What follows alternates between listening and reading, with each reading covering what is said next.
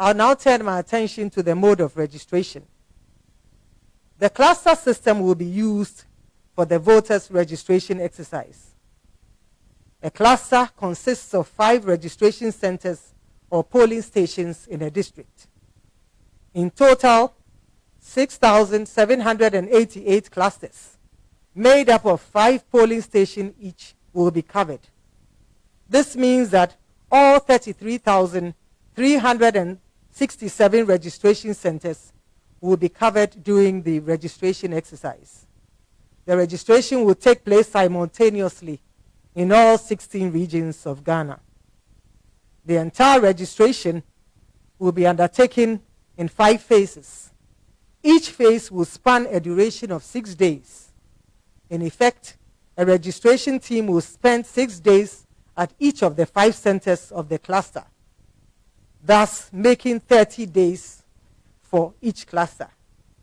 We would have an additional 6 days which would be used for the mopping up exercise. Distinguished ladies and gentlemen, the Commission has published the movement plan on its website and in the newspapers today. We would urge you to go onto our website and study the movement plan to enable you ascertain when the registration team would visit your registration center.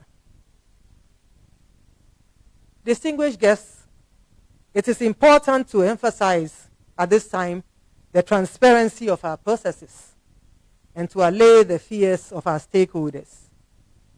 Over the years, a number of mechanisms have been built into our processes to tighten the loose screws and to ensure transparency and accountability from the registration of voters to the declaration of results. For the purposes of this exercise, I'll focus on the transparency embedded into our registration process. Indeed, before the Electoral Commission commences any registration process, it has to provide all registered political parties with a 21 days notice of its intention to compile or update the register.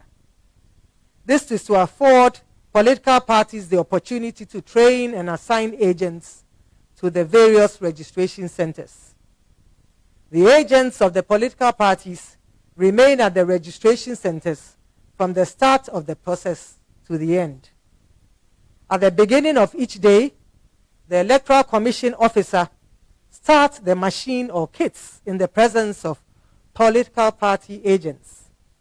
The kits show the date, time, and a record of the number of persons who have registered. In all cases, at the start of the day, that number is 0.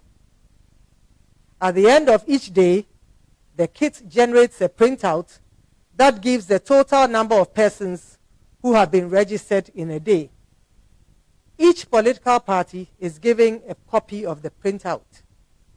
The Electoral Commission forwards the same copy to its database. Additionally, political parties may on their own record the number of persons who are registered per day.